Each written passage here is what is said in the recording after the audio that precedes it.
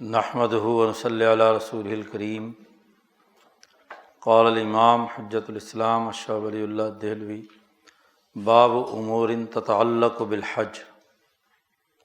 یہ باب حج میں سے چوتھا باب ہے اور حج کا یہ آخری باب ہے۔ حج سے متعلق چند ایسے امور جو نبی اکرم صلی اللہ علیہ وسلم نے بیان فرمائے ہیں، تو ان امور پر یہاں گفتگو کی ہے شاہ صاحب نے اس باب میں۔ 13 بنیادی احادیث اور اس میں جو امور بیان کیے گئے ہیں ان کی حکمت اور راز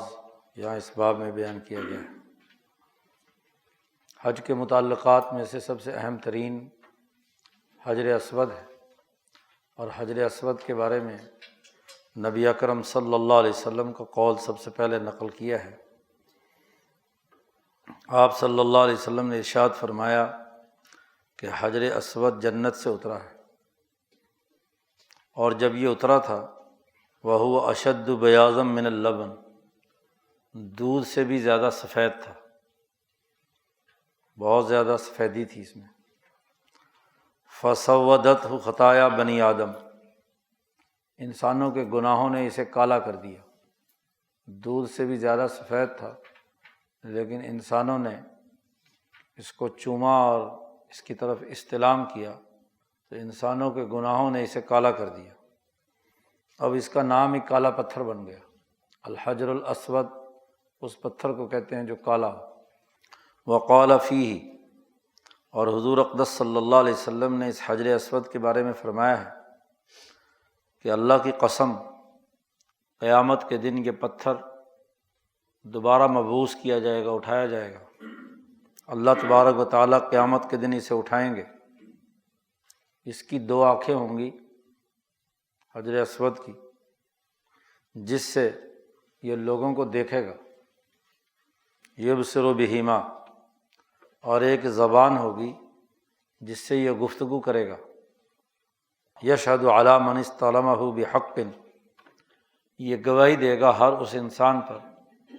جس نے اس پتھر کو استلام کیا ہے یا چوما ہے، یعنی جن لوگوں نے بھی حج کیا ہے، عمرہ کیا ہے،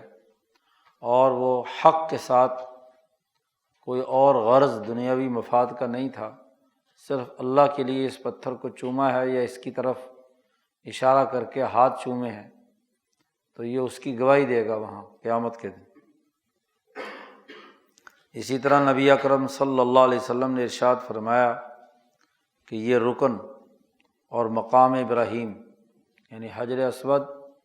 اور یہ مقام ابراہیم دونوں یاقوت کے بنے ہوئے ہیں، دونوں ایسے پتھر ہیں جو یاقوت کے ہیں۔ اب یہ حجر اسود حج کے اندر ایک بڑا بنیادی کام ہے جو ہر طواف کے ساتھ استلام حجر کرنا ہے۔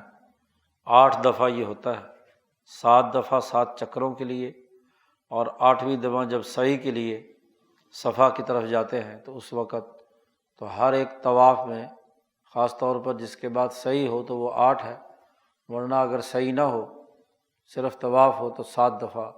اس پتھر کو چوما جاتا ہے یا اس کی طرف رخ کر کے استلام کیا جاتا ہے۔ اب یہاں اس حدیث میں اس پتھر کے بارے میں کہا گیا ہے کہ یہ جنت سے نازل ہوا ہے، اور یہ بہت سفید تھا اور پھر کالا ہو گیا۔ جنت سے نازل ہونے کا کیا مطلب ہے؟ شاہ صاحب نے ایک اور حدیث آگے آ رہی ہے، اس کی بنیاد پر یہاں تطبیق پیدا کی ہے 2 قولوں کے درمیان۔ قولو، میں کہتا ہوں، یحتمل ان یکونا من الجنت فی الاصل، مقام ابراہیم والا پتھر اور یہ حجر اسود والا دونوں پتھر، یہ بھی ممکن ہے کہ یہ اصل میں تو جنت سے ہوں، ان کی اصل میٹیریل بنیادی طور پر جنت کا ہو۔ فلما جعل فی الارض، اور جب یہ جنت کی اصل خاصیت رکھنے والے دونوں پتھر زمین پر آئے، تو ظاہر ہے کہ جو چیز زمین پر آتی ہے تو زمین کے خواص اپنا لیتی ہے۔ انسان بھی جب تک عالم بالا میں تھا تو ایک روح کی شکل میں تھا، اور دنیا میں آیا تو اس نے ایک جسمانی لباس پہنا ہے۔ انسان اس جسمانی لباس میں کرۂ ارض پر رہ سکتا ہے،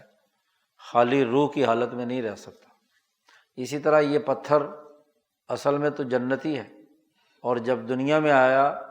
تو یہاں دنیا میں دیگر پتھروں کی طرح کا لباس اس نے پہن لیا۔ تو حکمت کا تقاضا یہ تھا کہ یہ دونوں پتھر، مقام ابراہیم بھی اور حجر اسود بھی، زمین کی جو زندگی کے بنیادی قوانین اور ضابطے ہیں زمین پر ٹھہرنے کے، اس کا لباس پہنا دیا گیا۔ تو ان دونوں کا جو اصل نور ہے، کیونکہ جنت کا جو اصل مقام ہے، وہاں سے جو چیز آئی ہے وہ اس کی روشنی اور نور اور چمک تو ایسا ہے کہ پوری دنیا روشن ہو جائے تب بھی روشنی اس کی ختم نہیں ہوتی جی۔ تو جب آسمان اور زمین کے درمیان سورج کی روشنی ختم نہیں ہو سکتی، تو جنت کی روشنی اور اس کا نور تو اتنا طاقتور ہے کہ اگر وہ اپنے اصل کے ساتھ یہاں دنیا میں ہوتا تو کیا ہے، وہ کبھی بھی اس کا روشنی اور نور ختم نہ ہوتا، اس کی چمک ختم نہ ہوتی۔ لیکن جب دنیا میں اس کی چمک ختم ہوئی ہے، یعنی یہ سفید سے کالا ہوا ہے، تو اس کا مطلب یہ ہے کہ یہ دنیا میں دنیاوی لباس جیسے باقی معدنیات اور پتھروں کا ہے، اسی لباس میں یہ یہاں ظاہر ہوا۔ گویا کہ اس پتھر کی روح وہ جنت کی ہے، اور اس کا جسم جو ہے وہ معدنی خواص کا حامل ہے، تو اس کا نور ختم ہو گیا۔ اور یہ اس تناظر میں بھی نبی اکرم صلی اللہ علیہ وسلم کی اس بات کو سمجھا جا سکتا کہ نبی اکرم صلی اللہ علیہ وسلم نے جو جنت کے پھلوں کے بارے میں فرمایا تھا نماز کسوف اور خسوف کے موقع پر، کہ آپ صلی اللہ علیہ وسلم نے فرمایا کہ میں نے یہاں جنت بھی دیکھی، دوزخ بھی دیکھی، اور میں نے انگوروں کا گچھا لٹکتے ہوئے جنت میں دیکھا، تو میرا ارادہ ہوا کہ نماز کے دوران کہ میں اسے توڑ لوں اور تمہیں دکھاؤں۔ پھر مجھے خیال آیا کہ اگر میں نے اسے توڑ کر تمہارے لیے پیش کر دیا تو یہ قیامت تک کبھی فنا نہیں ہوگا، تو اس لیے میں نے ارادہ ترک کر دیا۔ یا جیسے حوروں کے بارے میں آیا ہے کہ وہ دنیا میں جھانک لے تو پوری دنیا روشن ہو جائے، تو جو اصلی جنتی چیز ہے اس کا نور کبھی ختم نہیں ہو سکتا۔ لیکن دنیا میں جب آئے گی تو دنیا کے جو یہاں کی سپیس ہے، یہاں کا جو یعنی یہاں پر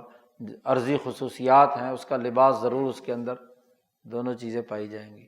تو ٹائم اور سپیس کے بدلنے سے اس کی جو نوعیت ہے،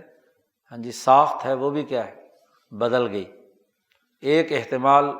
حجر اسود اور مقام ابراہیم دونوں پتھروں کے بارے میں یہ ہے، اور ایک دوسرا احتمال بھی ہو سکتا ہے، اور وہ یہ کہ ان یراد انہما خالطتہما قوۃ مثالیۃ، کہ یہ دونوں پتھر ہوں تو اسی طرح کے پتھر جیسے باقی یہاں دنیا میں، یعنی ان کی اصل تو عرضی ہو جیسے معدنیات ہے جی، لیکن عالم مثال کی جو قوت مثالیہ ہے وہ ان کے اوپر پڑی ہو، جس کی وجہ سے ان کے اندر ملکی قوت سرایت کر گئی ہو، بسبب توجہ الملائکۃ الی تنویہ امرہما، کیونکہ یہ دونوں پتھر بڑا بنیادی کام کرتے ہیں، ان کی عظمت شان ہے، فرشتوں کی تجلیات، فرشتوں کے انوارات ان دونوں پتھروں پر پڑتے ہیں۔ مقام ابراہیم پر اس لیے کہ اس پر کھڑے ہو کر ابراہیم علیہ السلام نے خانہ کعبہ کی تعمیر کی تھی، کہ اہم ترین کام کیا تھا، تو اس کے بارے میں خود اللہ پاک نے کہہ دیا کہ اس مقام ابراہیم کو اپنی نماز کی جگہ بناؤ، واتخذوا مقام ابراہیم مصلی۔ ہاں جی، اسی طرح حجر اسود کے بارے میں کہ چونکہ یہ ایک اعلیٰ مقصد انسانیت کو اللہ سے جوڑنے کا ذریعہ بنے ہیں، تو اس لیے ان کے اندر فرشتوں کی توجہات کی وجہ سے عالم مثال کی قوتیں اس عرضی وجود کے اندر داخل ہو گئیں، اور ملائے اعلیٰ کی ہمتیں اور جو بنی آدم کے نیک لوگ انبیاء علیہم السلام اور نیک لوگوں کی ہمتیں اس پتھر کے ساتھ جڑ گئیں۔ تو جس زمین پر، جس پتھر پر سچے اور نیک لوگ بیٹھے ہوں یا ادھر ان کی توجہ رہی ہو، تو اس تعلق کے بھی اثرات عرضی خصوصیات کے اندر بھی پائے جاتے ہیں۔ جیسے وہ درخت جس سے ٹیک لگا کر نبی اکرم صلی اللہ علیہ وسلم خطبہ ارشاد فرماتے تھے، جب آپ نے اسے چھوڑ کر ممبر پر بیٹھ کر خطبہ دیا تو وہ رونے لگا۔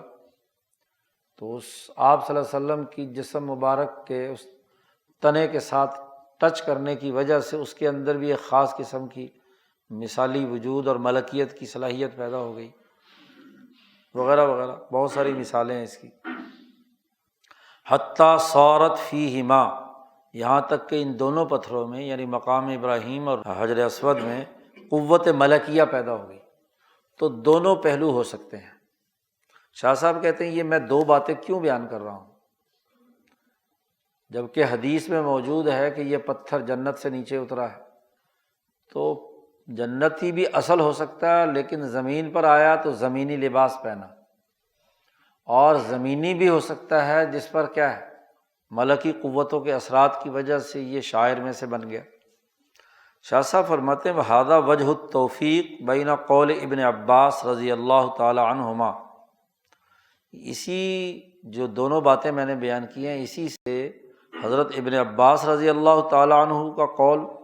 اور حضرت محمد ابن الحنفیہ رضی اللہ عنہ کے قول میں تطبیق پیدا کی جا سکتی ہے۔ وہ یہ فرماتے ہیں کہ بھائی یہ پتھر جو ہے حجر من احجار الارض، یہ زمین کے پتھروں میں سے ایک پتھر ہے جی۔ اسی لیے حضرت عمر فاروق رضی اللہ تعالیٰ عنہ نے بھی طواف کے لیے جب وہاں پہنچے اور بوسہ دینے لگے تو حضرت عمر نے بھی اس کو مخاطب کر کے کہا تھا کہ اے پتھر تو ایک پتھر ہے، خدا کی قسم اگر میں نے محمد مصطفیٰ صلی اللہ علیہ وسلم کو تجھے چومتے ہوئے نہ دیکھا ہوتا تو میں کبھی تیرے جیسے پتھروں کو بوسہ نہ دیتا۔ انسان اور پتھر کو بوسہ دے کیوں؟ لیکن چونکہ رسول اللہ صلی اللہ علیہ وسلم کو میں نے دیکھا ہے کہ تجھے بوسہ دیا ہے، اس لیے میں تجھے بوسہ دیتا ہوں۔ اگر یہ خالصتاً صرف جنتی ہوتا، اور جیسا کہ دوسری روایت میں ہے، تو پھر عمر فاروق یہ بات نہ کہتے۔ تو اب دونوں ہی امکانات یکساں طور پر ہیں کہ اصل جنتی تھا لیکن دنیا میں آیا تو عرضی لباس پہنا، تو حضرت عمر فاروق نے اس عرضی لباس کو کیا ہے مخاطب کیا کہ عرضی لباس ہونے کے باوجود زمینی معاملات کے اندر معدنیات انسان سے 3 درجے پیچھے ہیں، تو میں اس پتھر کو کیوں چوموں جی۔ تو یہ بات دونوں کے درمیان تطبیق تبھی پیدا ہو سکتی ہے کہ جب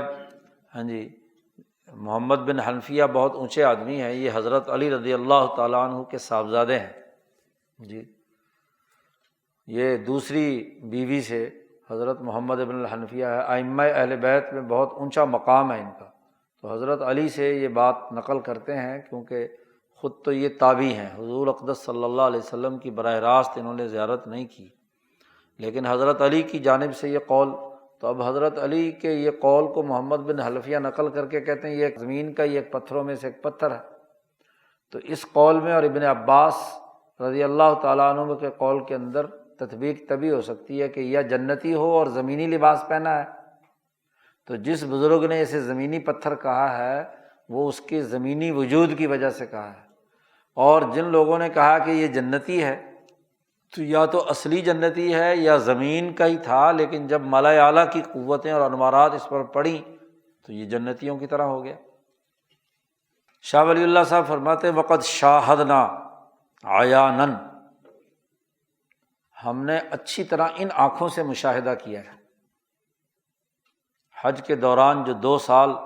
شاہ ولی اللہ صاحب نے وہاں حرمین شریفین میں گزارے ہیں، تو وہاں شاہ صاحب فرماتے ہیں کہ میں نے اپنی ان آنکھوں سے ظاہری طور پر مشاہدہ کیا ہے کہ ان البیت، کہ بیت اللہ الحرام اور مسجد حرام کا پورا صحن وہ ہر وقت بھرا رہتا ہے ملکی قوتوں سے، قوت ملکیہ ہر وقت وہاں اس پورے حرم کے اندر موجود رہتی ہیں۔ اور ولذالک، اسی واسطے واجب ہے کہ ان یعطی فی المثال، جو چیز جس پر عالم مثال کی توجہ مستقل چل رہی ہو تو اس کی بنیادی خاصیت یہ ہے کہ اس کے اندر زندگی کے آثار پیدا ہوتے ہیں، اور جس میں زندگی کے آثار پیدا ہو جائیں اس کی 2 آنکھیں بھی ہوتی ہیں اور اس کی زبان بھی ہوتی ہے۔ تو یہ جو نبی اکرم صلی اللہ علیہ وسلم نے فرمایا ہے کہ اس حجر اسود کے قیامت کے دن اللہ اٹھائے گا اور اس کی 2 آنکھیں اور اس کی زبان ہوگی، یہ پورے مجمع عام پر نظر دوڑائے گا اور اللہ کے سامنے گواہی دے گا کہ فلاں فلاں فلاں فلاں فلاں فلاں فلاں حاجی اور یا عمرہ کرنے والا وہ ہے جس نے مجھے چوما ہے یا میری طرف استلام کیا ہے۔ تو یہ عالم مثال کی قوت کی خصوصیت ہے کہ، اور یہ خصوصیت شاہ صاحب کہتے ہیں کہ میں نے اپنی ان آنکھوں سے بیت اللہ کو بھرا ہوا دیکھا ہے ایسی قوتوں سے کہ وہ پورا کا پورا حرم گویا کہ ایک زندہ وجود کی حیثیت رکھتا ہے۔ اسی لیے امام شاہ ولی اللہ فرماتے ہیں فیض الحرمین میں کہ یہ خانہ کعبہ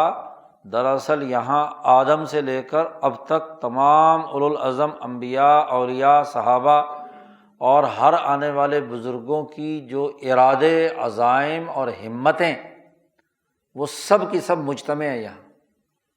اور وہ انسانی دلوں کو اللہ کی طرف کھینچتی ہیں، انسانی روحوں کو اللہ کی طرف کھینچنے کا سبب اور ذریعہ بنتی ہیں۔ اس لیے حرم میں جا کر اللہ کی طرف متوجہ ہونے کو از خود دل کرتا ہے، آدمی اللہ کی عظمت اور ہیبت و جلال سے لرز اٹھتا ہے جیسے ہی اس کی خانہ کعبہ پر نظر پڑتی ہے۔ تو اس کی بڑی وجہ ہے کہ بیت اللہ چاروں طرف سے گھرا ہوا ہے انبیاء علیہم السلام اور اولوالعزم فرشتوں، ملائے اعلیٰ کی قوتوں، عالم مثال کی قوتوں سے، اور اس کا مشاہدہ ہم نے اپنی ان آنکھوں سے کیا ہے۔ شاہ صاحب فرماتے ہیں کہ ولما کانا، جب کہ یہ معرفاً لایمان المؤمنین، مسلمانوں کے ایمان کی تعریف اور اس کو بیان کرنے کا ذریعہ ہے، کیونکہ ایک مومن کے ایمان کا لازمی تقاضا ہے کہ اگر وہ صاحب استطاعت ہو تو ضرور حرم پہنچے اور حجر اسود کو چومے۔ تو یہ اس پتھر کو چومنا ایمان کے پہچان کی کسوٹی ہے۔ یہ گویا کہ ایسے ہی ہے جیسے پارس کا پتھر ہوتا ہے کہ وہ کھرے اور کھوٹے کے درمیان تمیز پیدا کرتا ہے، کہ جو سونا خالص ہوتا ہے ہاں جی اس کو وہ اپنی گرفت میں لے لیتا ہے، اور جو ناکارہ اور ضائع ہوتا ہے یا سونا نہیں ہوتا اس کے ساتھ اس کا کوئی تعلق نہیں ہوتا۔ تو یہ مومنین کے گویا کے لیے پارس کا پتھر ہے کہ جو ان کے ایمان کے عرفان کی نشاندہی کرتا ہے۔ وتعظیم المعظمین للہ، اور جو اللہ کی عظمت بیان کر رہے ہیں ان کی تعظیم کا مرکز ہے۔ تو وجب، تو لازمی اور ضروری ہے کہ جب یہ مومنین کے ایمان کی پہچان رکھتا ہے اور جن کے دلوں میں عظمت ہے اللہ کی، اس عظمت کا یہ ایک مظہر ہے، تو لازمی اور ضروری ہے کہ اس کے اندر، اس کے منہ میں ایک زبان ہو جو وہاں گواہی دے، اللہ کے سامنے گواہی دے، شہادت دے، لہو او علیہ، جو ایمان والا ہے اس کے تو مفاد میں گواہی دے گا کہ واقعی یہ مومن تھا، اور او علیہ، اور یا وہ جو گیا نفاق کے ساتھ وہاں یا گیا ہی نہیں، دونوں صورتیں، تو اس کے خلاف گواہی دے گا کہ بھئی یہ جو تھے لوگ جن پر حج فرض ہو چکا تھا اور اس کے باوجود یہ لوگ حج کرنے نہیں آئے، تو ان کے خلاف گواہی دے گا کہ ان کا ایمان بہت ہی کمزور اور ناقص تھا۔ اور یہ بات وہی ہے کہ کما ذکرنا، جیسا کہ ہم نے وہ راز بیان کیا تھا کہ انسان کے ہاتھ اور پاؤں بولیں گے، کہ جب انسان اپنے بداعمالیوں کا انکار کرے گا تو اللہ پاک اس ہاتھ جس نے جرم کیا ہے، وہ پاؤں جس نے جرم کیا ہے، وہ پاؤں گواہی دے گا کہ کیا تو نے میرے ذریعے سے فلانا کام نہیں کیا تھا جی۔ تمام جسم کے وہ اعضاء خود بولیں گے جی، چمڑا بولے گا، قرآن نے کہا ہے۔ تو وہاں انسان پریشان ہو کر اپنے ہاتھ اور پاؤں اور اپنے چمڑوں سے کہے گا کہ تو چپ کر، تو کیوں میرے خلاف گواہی دے رہا ہے، تجھے کس نے بلا لیا؟ اللہ پاک نے جملہ نقل کیا ہے نا کہ کیا، کس چیز نے تمہیں ابھارا کہ تم میرے خلاف گواہی دو؟ تو وہ ہاتھ پاؤں اور چمڑے انسان کے کہیں گے انطقنا اللہ الذی انطق کل شیء، ہمیں اس ذات نے بلوایا ہے جو دنیا کی ہر چیز کو بلوا سکتی ہے، ہر چیز میں قوت گویائی رکھ سکتی ہے، تو یہ تو پتھر ہے، اور پتھر بھی ایسا ہے جو جنتی ہے اور جو انسانوں کے ایمان کی گواہی دینے والا ہے۔ تو گواہ کو بولنے کی اجازت ہونی چاہیے نا، بولے گا تب جب اس کی زبان ہوگی، تو وہ اپنی زبان سے کیا ہے گواہی دے گا۔ یہ مطلب ہے اس حدیث کا، جس میں نبی اکرم صلی اللہ علیہ وسلم نے کہا ہے کہ اس کی ایک زبان اور دو آنکھیں ہوں گی۔ یہ پہلی حدیث نقل کی ہے اور اس کا راز بیان کیا ہے۔ نمبر 2، نبی اکرم صلی اللہ علیہ وسلم نے ارشاد فرمایا کہ من طاف بہذا البیت اسبوعا یحصیہ، جس نے اس بیت اللہ الحرام کا طواف کیا، 7 چکر لگائے، یحصیہ جی، اور ان کی گنتی کی، آگے پیچھے نہیں کیا، 6 یا 8 وغیرہ نہیں کر دیے، پوری گنتی کے ساتھ۔ اس لیے آج کل ایک وہ کڑا سا بنا دیا ہے، تو اگر آدمی یاد رکھنا چاہے تو وہ انگلی میں پہن لیتے ہیں، وہ تسبیح کے دانے ہیں، تو ایک چکر پورا کیا اسے پورا کر دو، تو 7 چکر یاد رہ جاتے ہیں کہ جی 7واں ہو گیا۔ تو جس نے 7 چکر نکالے اور وصلی رکعتین، اور طواف کے بعد 2 رکعت جو واجب الطواف ہے وہ بھی پڑھی، تو وہ آدمی ایسا ہی ہے جیسا کہ کوئی غلام آزاد ہو گیا۔ ایک مومن جو ہے گویا کہ جس گناہوں اور دنیا کے چیزوں میں مبتلا تھا، غلام بنا ہوا تھا، گویا کہ اس نے ایک غلام آزاد کر دیا۔ اور اس طواف کے دوران ما وضع، جو آدمی بھی ایک قدم رکھتا ہے یا اٹھاتا ہے، جی، ایک ہوتا ہے قدم اور ایک ہوتا ہے کرم۔ کرم کہتے ہیں 2 قدموں کو، ایک دفعہ پاؤں رکھا، دوسرا رکھا، اور پھر جب یہ آگے گیا اس کو کہتے ہیں کرم۔ یہ 5 فٹ کا ہوتا ہے، اور 2.5 فٹ کا ہوتا ہے ایک قدم۔ تو پاؤں نیچے رکھنا وضع کہا ہے، اور رفعہا اسے جب اٹھایا، تو یہ اسی طرح انسان چلتا ہے۔ طواف کے دوران جو قدم بھی رکھا یا اٹھایا، تو اللہ تبارک و تعالیٰ ہر قدم پر اس کے لیے نیکی لکھتا ہے، اور ومحا بہا سیئہ، اور اس کا ایک گناہ مٹا دیتا ہے، اور اس کا جنت میں ایک درجہ بڑھا دیتا ہے۔ تو طواف کی یہ فضیلت نبی اکرم صلی اللہ علیہ وسلم نے بیان فرمائی۔ طواف فرض حج کا ہو یا عمرے کا ہو یا نفلی طواف ہو، ہر طواف کے بارے میں نبی اکرم صلی اللہ علیہ وسلم نے یہ بات فرمائی ہے۔ آج کل ایک بہت بڑی خرابی یہ ہے کہ لوگ بہت سا وقت حرم میں رہتے ہوئے لایعنی چیزوں میں ضائع کر دیتے ہیں۔ خاص طور پر یہ جو پاکستان، ہندوستان سے یہاں سے لوگ جاتے ہیں، یہ زیارات کے چکر میں پڑے رہتے ہیں۔ یاد رکھو، سب سے مقدس ترین جگہ بیت اللہ الحرام ہے، اور سب سے اہم ترین عمل مکہ مکرمہ کے اندر طواف ہے۔ طواف سے بڑھ کر نہ کوئی زیارت ہے اور نہ کوئی عبادت ہے۔ جتنا وقت ملے اس میں طواف کرنا چاہیے، بلکہ تمام بزرگوں کا معمول یہی رہا ہے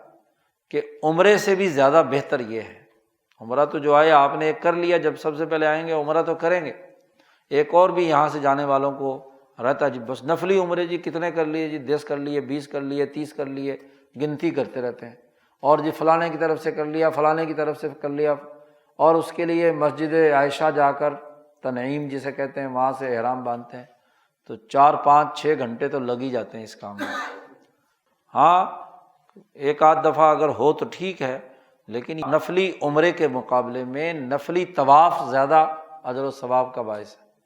تو جتنے 4 5 گھنٹے جا کر وہاں مسجد عائشہ میں لگا کر آئے ہیں،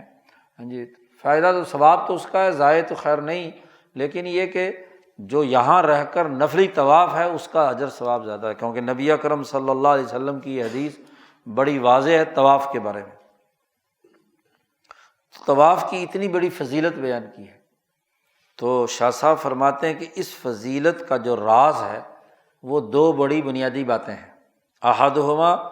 ایک تو یہ ہے کہ جب آدمی مطاف کے اندر گویا کہ طواف کر رہا ہے تو اس کی حالت ایسے ہی ہے جیسے کوئی آدمی، اس کی مشابہت ایسے ہی ہے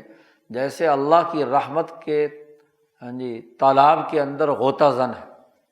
گویا کہ انوارات الہیہ برس رہے ہیں، فرشتوں کی توجہات ہیں، اور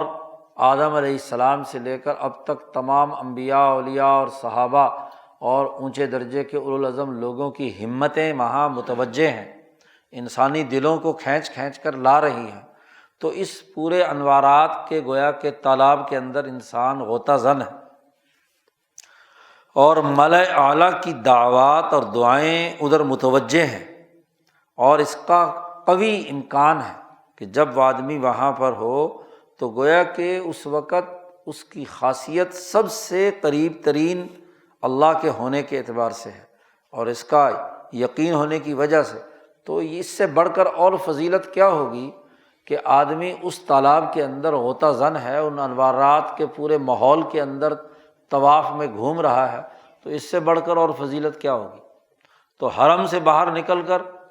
لوگ بازاروں میں شاپنگ کرنے کے لیے ادھر ادھر سڑکوں پہ ایسی زیارات اب تو لوگوں نے گھڑ لی ہیں جو کبھی کسی کے علم میں بھی نہیں تھی، کیونکہ وہ جنہوں نے پیسے ویسے کمانے ہوتے ہیں، ٹیکسی ویکسی والے، وہ ایسے ہی بس گھڑتے رہتے ہیں، فلانی جگہ پہ بھی زیارت ہے جی، فلانی جگہ زیارت ہے، فلانی جگہ زیارت ہے۔ کچھ تو جعلی ہیں، کچھ اصلی ہیں۔ اب غار ثور پہ جانا کوئی فرض واجب نہیں ہے بھائی، نبی اکرم صلی اللہ علیہ وسلم تو ایک مقصد کے لیے گئے تھے، ہجرت کرنی تھی۔ غار حرا پہ جانا کوئی فرض واجب نہیں ہے، غار حرا نبی کے لیے تھی کہ آپ پر وحی نازل ہونی تھی، تم جاؤ گے تمہارے پر وحی نازل ہوگی وہاں۔ تو بلا وجہ کی وہاں وہ پہاڑوں پر چڑھنا اور تھکنا اور سارا کام کرنا، تو عشق الگ بات ہے، لیکن جو اصل بات جس کی فضیلت خود نبی اکرم صلی اللہ علیہ وسلم بیان کر رہے ہیں اسے چھوڑ رہے ہیں، اور جو ادھر ادھر سے سنی سنائی بات ہے وہاں پہنچ رہے ہیں۔ تو یہ بزرگوں کا بہرحال یہ معمول کبھی نہیں رہا۔ وثانیہما، اور دوسری فضیلت کی وجہ یہ ہے کہ جب انسان اس کام کو کرتا ہے اللہ کے حکم سے اور خالص ایمان کے ساتھ، اور اللہ نے جو وعدہ کیا ہے اس کی تصدیق کرنے کے لیے، تو گویا کہ یہ اس کے ایمان کی شرح اور اس کی تشریح بیان کر دی۔ اب جب اتنا بڑا ملأ اعلیٰ کی توجہ اور انبیاء کی توجہ اور اولیاء کی توجہ وہاں ہے، اور آپ بھی صدق دل کے ساتھ طواف کر رہے ہیں، تو گویا کہ آپ کا ایمان ان پر ظاہر ہو رہا ہے۔ اگر حجر اسود گواہی دے گا تو کیا آپ کے نبی آپ کی گواہی نہیں دیں گے؟ جس ولی اور بزرگ کے ساتھ آپ اپنی نسبت رکھتے ہیں، کیا وہ تمہاری گواہی نہیں دیں گے؟ جن کی ہمتیں وہاں موجود ہیں، حضرت ابراہیم علیہ السلام، اسماعیل علیہ السلام، اور اس کے بعد صحابہ ابو بکر صدیق، عمر فاروق، عثمان غنی، اور لاکھوں اولیاء اللہ، علماء ربانیین، جن جن سلسلوں سے دین ہم تک پہنچا ہے، تو اس سلسلے کے علماء جنہوں نے وہاں طواف کیا ہے ان کی ہمتیں موجود ہیں، تو وہ اپنی اپنی ہمتوں کے مطابق اپنے اپنے متوسلین کی اور متعلقین کی گواہی نہیں دیں گے۔ تو یہ ایمان گویا کہ اس کا تعلق طواف کرنے والے کے دل کے ایمان کی تشریح سے ہے، اور اس کا تعلق اس ملأ اعلیٰ کی دعاؤں سے ہے، تو دو طرفہ فضیلت ہے، ملأ اعلیٰ کی فضائل سے بھی اور انسان کے ایمان کے اظہار کے طور پر بھی۔ تیسری حدیث لائے ہیں کہ نبی اکرم صلی اللہ علیہ وسلم نے ارشاد فرمایا کہ سب سے بڑا دن، اس سے بڑا کوئی دن نہیں ہوتا کہ جس دن میں اللہ پاک جہنم سے انسانوں کو نکالتا ہے، اور وہ عرفات کا دن ہے، یوم عرفہ ہے، 9ویں ذی الحج کا، جب انسانوں کا جمع غفیر عرفات کے میدان میں اللہ کے سامنے گر گڑاتا ہے، تو اللہ تعالیٰ اس دن انسانوں کو جہنم سے نجات دلانے کا فیصلہ کرتے ہیں، اور وہ دن ایسا ہوتا ہے کہ جس میں سب سے زیادہ کثرت سے انسانوں کو آزادی دی جاتی ہے، اور اس وقت اللہ تبارک و تعالیٰ انتہائی قریب ہوتا ہے، اور پھر فرشتوں کے سامنے بڑے فخر سے کہتا ہے، وہ فرشتوں تم تو کہتے تھے کہ یہ خون بہائے گا انسان، یہ مارے گا اور یہ ایک دوسرے کے خون کا پیاسا ہوگا، یہ دیکھو یہ لاکھوں انسان میرے لیے صرف یہاں پر جمع ہے اور بڑے پرامن طریقے سے میرے سامنے گر گرا رہے ہیں۔ تم تو کہتے تھے کہ نحن نسبح بحمدک ونقدس لک، ہم ہی تیری تسبیح اور تقدیس بیان کرتے ہیں، تم ان انسانوں کے بارے میں، آدم کے بارے میں کیا کہا تھا؟ یہ دیکھو یہ میرے بندے میری عبادت کر رہے ہیں۔ تو اللہ پاک فخر کا اظہار کرتے ہیں اس دن عرفات کے میدان میں فرشتوں کے سامنے کہ تم یہ کیا، یہ نبی اکرم صلی اللہ علیہ وسلم نے ارشاد فرمایا۔ اقول، شاہ ولی اللہ صاحب فرماتے ہیں وذالک، اس کی وجہ یہ ہے کہ لأن الناس، اس لیے کہ لوگ جب گر گڑاتے ہیں اجتماعی طور پر اللہ کے سامنے، عرفات کے میدان میں 25-30 لاکھ کا مجمع جب اللہ کے سامنے گر گڑاتا ہے، اور وہ بھی اجتماعی طور پر، اور پھر اللہ کی رحمت کا نزول، وہ اس میں کوئی تاخیر نہیں ہوتی، ایک پکارے، دو پکاریں، چار پکاریں، تھوڑے پکاریں، تو ان کی پکار میں تو ہو سکتا ہے تھوڑی بہت تاخیر ہو جائے، لیکن جب اتنے لاکھ انسان پکار رہے ہیں تو پھر اللہ کی رحمت میں تاخیر نہیں ہوتی، اور اللہ کی طرف سے جو روحانیت نازل ہوتی ہے وہ خوب اچھے طریقے سے پھیلتی ہے، اور اس کے نتیجے میں اللہ تبارک و تعالیٰ بہت سارے لوگوں کو جہنم سے نکال کر جنت میں داخل کرنے کا اعلان کرتے ہیں۔ چوتھی حدیث لائے ہیں، نبی اکرم صلی اللہ علیہ وسلم نے ارشاد فرمایا کہ عرفہ کے میدان میں جو دعائیں انسان مانگتا ہے ان میں سب سے بہترین دعا، آپ صلی اللہ علیہ وسلم نے فرمایا، اور وہ خیر ما قلت انا والنبیون من قبلی، اور سب سے بہترین دعا جو میں نے بھی اور مجھ سے پہلے یہاں آنے والے تمام انبیاء نے جو دعا مانگی، وہ صرف اور صرف ایک ہے، لا الہ الا اللہ وحدہ لا شریک لہ۔ یہ دعا جو ہے نبی اکرم صلی اللہ علیہ وسلم نے فرمایا کہ تمام دعاؤں میں سب سے بہترین دعا ہے جو عرفات کے میدان میں مانگنی چاہیے۔ وذالک، شاہ صاحب فرماتے ہیں کہ یہ اس وجہ سے ہے کہ یہ تمام جو ذکر اذکار کی اقسام ہیں ان میں تمام اقسام ذکر کو یہ آپس میں جمع کیے ہوئے ہیں۔ شاہ صاحب اگلا باب آ رہا ہے اس کے بعد، ابواب الاحسان، جی سلوک و احسان سے متعلق، وہاں شاہ صاحب نے ذکر کی 10 اقسام بیان کی ہیں، ذکر اللہ کی 10 اقسام بیان کی ہیں۔ تو یہ جو ذکر جو یہاں بیان کیا جا رہا ہے یہ وہ 10 کی 10 اقسام کا جامع ہے۔ کلمہ طیبہ لا الہ الا اللہ، یہ تمام اذکار، ذکر اذکار کا سب سے جامع ترین دعا ہے، اسی لیے رغبت اس میں بھی، اور ایک اور جملہ بھی فرمایا کہ عرفات کے میدان میں یہ بھی ہے کہ سبحان اللہ والحمد للہ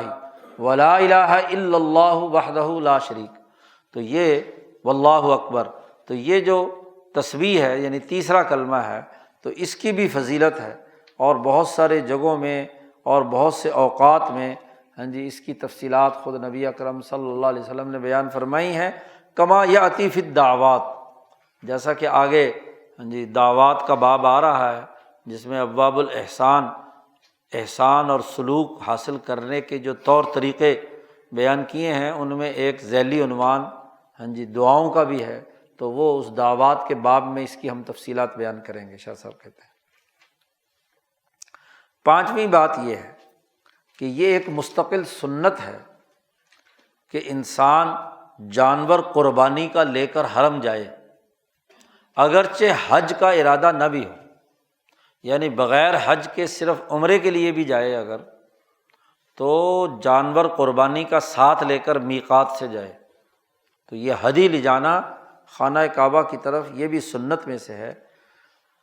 اور یہ سنت اس حوالے سے ہے کہ حضرت ابو بکر صدیق رضی اللہ تعالیٰ عنہ کو نبی اکرم صلی اللہ علیہ وسلم نے امیر بنا کر بھیجا تھا، اور وہ عمرے کی نیت سے مدینہ سے گئے تھے۔ جب مکہ فتح ہوا، مکہ فتح ہونے کے بعد یہ اعلان کرنے کے لیے کہ آئندہ سال کوئی مشرک یہاں پر حج کرنے نہیں آئے گا، چونکہ مکہ فتح ہو چکا ہے، اب اس پر حکمران حضور اقدس صلی اللہ علیہ وسلم ہے، اور نئے آنے والے حکمران حضور صلی اللہ علیہ وسلم نے اعلان کیا ہے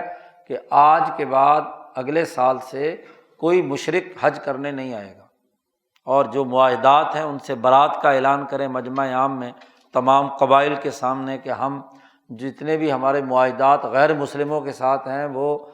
اگر تو ان کی مدت ختم ہو گئی تو ختم ہو گئے، ختم ہے، آئندہ ہمارا کوئی معاہدہ نہیں ہے، اور جن سے ابھی مدت باقی ہے ان کو 4 مہینے کی مہلت ہے، 4 مہینے کے بعد یہ خود بخود معاہدہ ختم ہو جائے گا۔ اب یہ بات طے ہے کہ ابو بکر صدیق حج کے لیے نہیں گئے تھے، عمرے کا احرام باندھا تھا، تو ساتھ احرام وہ ہدی بھی لے کر گئے تھے، تو نبی اکرم صلی اللہ علیہ وسلم کی موجودگی میں ایسا کام ہوا ہے، تو تو اس کا مطلب یہ ہے کہ بغیر حج کے بھی اگر کوئی عمرے کے لیے جانا چاہے تو بھی ہدی لے جا سکتا ہے۔ یہ کیوں؟ شاہ صاحب کہتے ہیں تاکہ اللہ کے کلمے کی سربلندی قائم کی جائے ممکن حد تک، کہ اللہ کے لیے جانور قربان کرنے کے لیے آدمی وہاں لے جا رہا ہے۔ تو قدیم زمانے میں تو سہولت تھی، اب آج کل تو چونکہ میقات سے لے کر جانا تو نہ تو اس پر سوار ہو کر جانے کی اجازت ہے، تو چونکہ باقی جو پابندیاں ہیں اس کی وجہ سے اب تو لے جانا بہت مشکل ہے۔ مقامی لوگ اگر جانا چاہیں اور وہ بھی اجازت ہو تو جا سکتے ہیں۔ چھٹی حدیث لائے ہیں کہ نبی اکرم صلی اللہ علیہ وسلم نے جب کنکریاں مارنے کے بعد، قربانی کے بعد جب حلق کرنے کا معاملہ آیا، یعنی بال کٹوانے کا، تو نبی اکرم صلی اللہ علیہ وسلم نے حلق کرانے والوں کے لیے 3 دفعہ دعا کی، اور یعنی جنہوں نے بال کٹوائے ہیں، قصر جسے کہتے ہیں کینچی سے، ان کے لیے 1 دفعہ دعا کی۔ تو شاہ صاحب اس کی وضاحت بیان کر رہے ہیں کہ حضور صلی اللہ علیہ وسلم نے دعا کی ہے للمحلقین ثلاثا اور وللمقصرین مرۃ، 1 مرتبہ۔ یہ اس لیے کہ حلق کی فضیلت واضح ہو جائے، جی استرا پھروانا، بال منڈوانا جو ہے، اس کی فضیلت واضح طور پر سب کے سامنے آ جائے۔ اور اس کی وجہ یہ ہے کہ جب آدمی لمبے عرصے تک احرام باندھ کر وہاں رہا ہے، بال بکھرے ہوئے ہیں، میل کچیل ہے، تو اب طواف کے لیے جانا ہے تو صفائی کرے تو مکمل صفائی کر کے جائے بالوں کی، تو جو میل کچیل کے ساتھ بال بھی سرے سے کیا ہے، اور چونکہ اللہ کی رضا کے لیے بال کٹوانا ہے، اور عربوں کے ہاں تو ویسے بھی بال انسان کی عزت اور مرتبے اور وقار کی علامت سمجھے جاتے تھے، تو بالوں کو بہت سنبھال کر رکھتے تھے لوگ، وہ تو بال کو ہاتھ لگانا یا بال کو کاٹنا وہ انسانی وقار کے خلاف سمجھا جاتا تھا۔ تو لیکن انہی بالوں کو صرف اور صرف اللہ کے لیے کٹوا کر اپنے سر پہ استرا پھروانا، یہ سب سے اعلیٰ ترین درجے کا عمل ہے۔ اس کی وجہ یہ ہے کہ المناسب لہیئت الداخلین علی الملوک، یہ دراصل بادشاہوں کے دربار میں جب لوگ حاضر کیے جاتے تھے تو خاص طور پر غلام، تو ان کی ٹنڈ کرائی جاتی تھی۔ یہ اس بات کی علامت ہوتی تھی کہ آپ کا ہر حکم ہم مانیں گے، تسلیم کریں گے، یہ حتیٰ کہ ہم اپنا بال بھی کاٹ کر قدموں میں ڈالنے کے لیے تیار ہیں۔ تو یہ جیسے بادشاہوں پر لوگ داخل ہوتے ہیں تو ملک الملوک، شہنشاہ مطلق اللہ کے دربار میں حاضر ہونا ہے، تو وہاں گویا کہ ایک اللہ کا بندہ، غلام، وہ اللہ کے حکم پر اپنے بال منڈوا کر اس کے دربار میں طواف افاضہ کے لیے بیت اللہ الحرام میں داخل ہوگا۔ اور یہ اس بات کے زیادہ قریب ہے کہ اطاعت اور فرما برداری کا اثر ظاہری طور پر اس کے جسم سے بھی ظاہر ہو، اور وَيُرَى مِنْهُ ذَلِكَ، تاکہ یہ اللہ کی اطاعت کے اندر سب سے زیادہ عظمت والی بات ہے کہ زبان سے بھی ذکر کرے اور جسم کی حالت بھی اس کے مطابق بنائے، تاکہ دونوں چیزیں ایک پیج پر ہوں۔ دل کی نیت، زبان سے ذکر، اور جسم سے کیا ہے، اپنی اطاعت اور فرما برداری کا اظہار وہاں پر ہو۔ اس لیے حلق کرانا زیادہ افضل ہے۔ حج کے موقع پر حلق ہونا چاہیے۔ البتہ یہاں سے جو لوگ عمرے تمتع کرنے کے لیے جاتے ہیں، یعنی یہاں سے جاتے ہی سب سے پہلے عمرہ کرتے ہیں، احرام کھولتے ہیں، تو عمرے کے بعد حلق نہیں کرانا چاہیے، اس وقت قصر کرانا چاہیے۔ کیوں؟ ایک تو وجہ یہ ہوتی ہے کہ چند دنوں بعد ہی کیا ہے، آگے حج ہے، تو پہلے سے اس طرح پھرا ہوا ہو تو اتنی جلدی بال آتے نہیں ہیں، تو حج کے موقع پر حلق کرانا وہ زیادہ بہتر ہے۔ اس لیے جا کر سب سے پہلے عمرہ کرے تو صرف بال جو ہے کینچی سے کٹوا لے، کم کر لے، مشین پھروا لے زیادہ، اور اس طرح جو ہے حلق یہ حج کے موقع پر کیا جائے۔ 7ویں بات یہ ہے کہ نبی اکرم صلی اللہ علیہ وسلم نے عورت کو سر منڈوانے سے منع فرمایا ہے، نہا ان تحلق المرأة رأسها، کیونکہ عورت کے لیے بال کٹوانا یہ گویا کہ مصلح ہونا ہے۔ عورت کی شان اور اس کی عظمت اور اس کا حسن اس کے بالوں میں ہے، تو بال کٹوانا ایسے ہی ہے جیسے اس کا ایک عضو ضائع کر دیا گیا۔ تو مصلح کہتے ہیں کہ جس کو اس طریقے سے کاٹ چھاڑ دیا جائے کہ وہ انسانیت ہی، اس کی ناک کاٹ دی، کان کاٹ دیا، تو ایسے عورت کے بال کاٹنا ایسے ہی جیسے عورت کا ناک کاٹ دیا۔ تو اس لیے عورت کے لیے پابندی ہے کہ وہ بال سر نہیں مڈوائے گی، وہ اپنی چوٹی کے کچھ بالوں کو اس میں سے کچھ حصے کو وہ کاٹ لے گی تاکہ وہ احرام سے باہر آ جائے۔ اور دوسری بات یہ ہے کہ اگر وہ عورت کا سر مونڈ دیا جائے تو اس کی مشابہت تو مردوں کے ساتھ ہو جائے گی، جیسے باقی مرد ہیں ایسے ہی اس کا بھی اس کی گنجی ٹینڈ ہو جائے گی، تو یہ ٹھیک نہیں، اس کو نبی اکرم صلی اللہ علیہ وسلم نے منع فرمایا۔ نمبر 8، ایک اور مسئلہ جو اختلافی ہے وہ شاہ صاحب نے یہاں بیان کیا ہے۔ نبی اکرم صلی اللہ علیہ وسلم، جیسا کہ روایات میں پیچھے بھی آیا تھا کہ آپ صلی اللہ علیہ وسلم مینا کے اندر جب تمام کاموں سے فارغ ہو گئے تو آپ صلی اللہ علیہ وسلم وہاں اپنی اونٹنی پر کھڑے ہو گئے کہ جس کو کوئی مسئلہ پوچھنا ہے، کیونکہ ایک ہی حج فرمایا تھا، جس نے کوئی مسئلہ پوچھنا لوگ پوچھیں۔ تو چونکہ بہت بڑا مجمع تھا تو ایک آدمی آیا، اس نے کہا کہ اوہو میں نے ابھی جانور ذبح نہیں کیا تھا، پہلے ہی سر منڈوا لیے۔ دوسرا آیا کہ میں نے جانور ذبح کر لیا، ابھی کنکریاں نہیں ماری تھی۔ یا ایک آدمی آیا کہ اس نے کہا میں نے حلق کروا لیا رمی سے پہلے، یا رمی کی شام کو کی، یعنی آگے پیچھے ترتیب بدل گئی۔ او افاظ قبل الحلق، اور حلق نہیں ہوا اور وہ بیت اللہ کی طرف حج کرنے کے لیے طواف کرنے کے لیے چلا گیا۔ تو ان تمام میں نبی اکرم صلی اللہ علیہ وسلم نے یہ جملہ فرمایا تھا کہ افعل ولا حرج۔ بخاری مسلم صحاح ستہ کی روایات میں یہ جملہ موجود ہے کہ نبی اکرم صلی اللہ علیہ وسلم نے، بلکہ بخاری کی روایت میں یہ ہے کہ جس نے بھی آ کر یہ پوچھا کہ میرا اس 3 کام جو ہیں، کنکریاں مارنا، قربانی کرنا اور حلق کروانا، احرام سے باہر نکلنا، اس کے لیے ترتیب ہے یا ترتیب نہیں ہے۔ یہاں چونکہ یہ ایک اختلافی مسئلہ ہے، امام اعظم امام ابو حنیفہ رحمۃ اللہ علیہ کے ہاں ترتیب واجب ہے، لازمی اور ضروری ہے کہ پہلے کنکریاں مارے، پھر اس کے بعد قربانی کرے، اور قربانی کے بعد سر منڈوائے۔ یہ ترتیب واجب ہے۔ کسی نے اگر یہ ترتیب پوری نہیں کی تو اور آگے پیچھے کر دیا تو امام اعظم امام ابو حنیفہ رحمۃ اللہ علیہ کے ہاں اس پر ایک دم واجب ہے، قربانی کرنی پڑے گی، کیونکہ ترتیب کی خلاف ورزی کی ہے۔ اور ان کا مستدل بھی ایک حدیث ہے حضرت عبداللہ ابن عباس رضی اللہ تعالیٰ عنہما کی۔ ابن عباس رضی اللہ تعالیٰ عنہما فرماتے ہیں کہ چونکہ ابھی پہلا حج تھا تو پہلے حج میں لوگوں سے غلطیاں ہوئی ہیں، تو کسی نے آگے کر دیا، کسی نے پیچھے کر دیا، تو نبی اکرم صلی اللہ علیہ وسلم نے یہ جو فرمایا تھا کہ افعل ولا حرج، کہ کرو کوئی حرج کی بات نہیں، کر لو بس، تو چونکہ پہلا حج تھا تو سختی نہیں فرمائی گئی، تو اور آپ صلی اللہ علیہ وسلم کا یہی پہلا بھی تھا اور آخری بھی تھا۔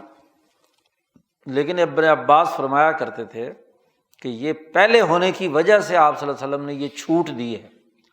اب جو ہے ترتیب واجب ہے۔ اس لیے ابن عباس رضی اللہ تعالیٰ عنہ پہلے وہ آدمی ہیں کہ جنہوں نے باقاعدہ فتویٰ دیا کہ جس نے یہ ترتیب خراب کر دی تو وہ اپنا دم دے، قربانی دے۔ تو ابن عباس کے اس قول کو امام اعظم امام ابو حنیفہ نے اختیار کیا ہے، لیکن حضرت عبداللہ ابن عمر اور دوسرے لوگ جنہوں نے کی یہ روایت ہے وہ کہتے ہیں ترتیب واجب نہیں ہے، اور امام شافعی، مالک، احمد، یہ تینوں باقی ائمہ ثلاثہ یہ کہتے ہیں کہ ترتیب واجب نہیں ہے۔ اور آج کل تو سعودیوں نے اس کو بالکل ہی آزاد بنا دیا، کہ جی افعل ولا حرج، جو چاہے جیسے مرضی کر لے، کوئی حرج کی بات نہیں۔ اگرچہ اب وہاں بھی آوازیں اٹھنا شروع ہو گئیں کہ اتنی زیادہ کھلی چھوٹ دے دی کہ جو ڈسپلن ہے اجتماعیت کا وہ برقرار نہیں رہا، تو یہ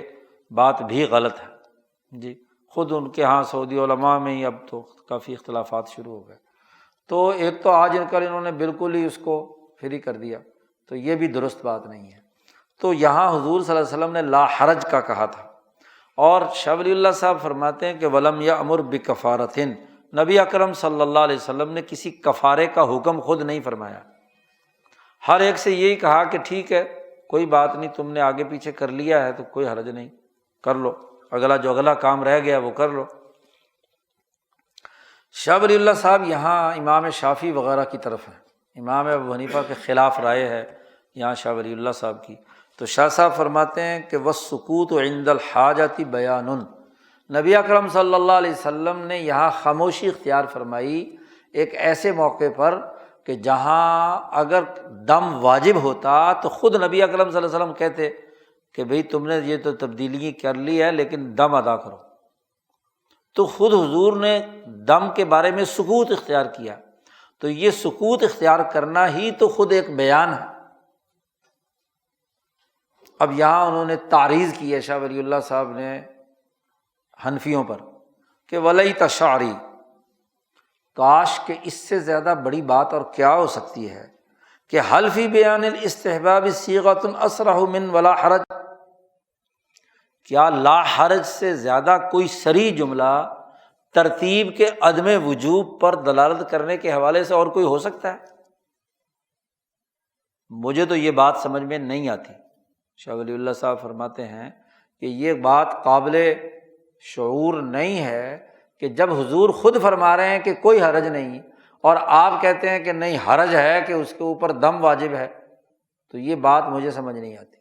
اب ظاہر شاہ صاحب حنفیوں کے خلاف رائے قائم کریں اور یہ ہمارا حاشیے والا پورا حاشیہ لکھ مارا ہے شاہ صاحب کے خلاف۔ بہرحال وہ دوسری روایت جو امام ابو حنیفہ نے اختیار کی ہے اس کو لائے ہیں، اور وہاں بھی اب یہ خالی فقہی بحث چھیڑ کر اس نے شاہ صاحب پر یہ تنقید کرنے کی کوشش کی ہے، حالانکہ بات بڑی بنیادی سی ہے۔ اب استحباب کو لے کر یہاں اعتراض والا شروع ہو گیا کہ جی مستحب کہا ہے شاہ صاحب نے، تو مستحب تو کسی امام نے نہیں کہا، بس رخصت کی بات کی ہے کہ رخصت ہے، تو رخصت اور مستحب میں تو لفظی بحث چھیڑ دی، حالانکہ بڑی بڑی بنیادی سی بحث ہے کہ امام ابو حنیفہ رحمۃ اللہ علیہ جو بات فرما رہے ہیں اس کا تعلق اجتماعی ڈسپلن سے ہے۔ تو بات یہ ہے کہ ایک ہے اجتماعی ڈسپلن کی، اجتماع کنٹرول تبھی ہوتا ہے جب ڈسپلن جو جاری کیا گیا ہو اس پر سختی سے عمل درآمد کرایا جائے، اور اگر ڈسپلن پر عمل درآمد چھوڑ دیا جائے تو امام ابو حنیفہ جو اس کو واجب قرار دیتے ہیں وہ دراصل ڈسپلن کو برقرار رکھنے کے لیے، اگر آپ یہ اس پر کوئی تاوان لازم نہیں کریں گے تو وہ تو پھر ترتیب خراب ہو جائے گی، کوئی کچھ کر رہا ہے کوئی کچھ کر رہا ہے، تو جو اجتماعیت ہے وہ ٹوٹ جائے گی۔ اس لیے امام صاحب نے یہ بات کہی ہے کہ کم از کم اس کو احساس تو ہو کہ جی میں ڈسپلن توڑ رہا ہوں، خلاف ورزی میں نے کی ہے، اور اجتماع کو کنٹرول بغیر ڈسپلن کے نہیں رکھا جا سکتا۔ اگر کھلی چھوٹ دے دی جائے تو پھر یہ بات جو ہے نا خرابی کی ہوگی۔ اور پھر دوسری بات یہ ہے کہ وہی جو فرق بنیادی طور پر عربوں کے مزاج میں ہے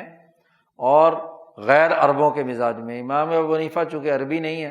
اور جو ایرانی اور تورانی اور افریقی اور ہندوستانی، ان کو ڈسپلن میں رکھنے کے لیے ڈسپلن جب تک سخت نہیں ہوگا تو کام نہیں ہوگا۔ عربوں کا مزاج دوسرا ہے تو وہاں اجتماعی طور پر حکومت کے ڈنڈے کی ضرورت نہیں ہوتی، وہ از خود ہی کوشش کرتے ہیں کہ جو چیزیں ہیں ان کو ڈسپلن میں لائیں۔ اس زمانے کے عربوں کی بات ہو رہی ہے، آج کل کی بات تو ساری دنیا ایک جیسی ہو گئی۔ تو یہ ایک بڑا بنیادی سا فرق ہے جو امام شافعی کی فقہ میں اور امام ابو حنیفہ کی فقہ میں انسانوں کے مزاج کے تناظر میں جو فرق پایا جاتا ہے۔ تو بہرحال دونوں آراء اپنی اپنی جگہ قابل قدر ہے۔ ولا یتم التشریع الا ببیان الرخص فی وقت الشدائد، ایک اور اہم بات شاہ صاحب نے بیان فرمائی کہ جب بھی کسی کام سے متعلق قانون سازی کی جاتی ہے تو ہر قانون سازی کے موقع پر کسی پیچیدگی یا کسی مشکل کے وقت میں جب تک آپ اس مشکل سے نکلنے کا راستہ نہ بتلائیں تو قانون سازی مکمل نہیں ہوگی۔ خالی حکم لگا دینا کہ جی آؤ ہر حال میں یہ کام کرو یہ کرو یہ کرو، ڈسپلن جاری کر دینا، تو یہ تو ٹھیک ہے کہ ڈسپلن ضروری ہے، قانون سازی ضروری ہے، لیکن بسا اوقات ایک آدمی کسی مجبوری میں ہے تو مجبوری کے استثناءات اور ان استثناءات کے لیے ذیلی اور ضمنی قانون سازی کیے بغیر پورا قانون مکمل نہیں ہوتا، ڈسپلن پورا نہیں ہوتا۔ تو شاہ صاحب کہتے ہیں یہ حج کا جو تشریعی نظام ہے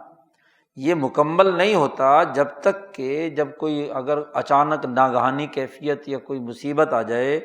تو جب تک اس کے اندر رخصتوں کے جو پہلو ہیں، رخصتوں کے حوالے سے قانون سازی بیان نہ کی جائے۔ ان میں سے پہلی بات یہ ہے کہ اب احرام کی حالت میں پابندی ہے کہ آپ نہ کنگھی کر سکتے، نہ تیل لگا سکتے، نہ جوئیں نکال سکتے، نہ کسی جانور کو مار سکتے وغیرہ وغیرہ۔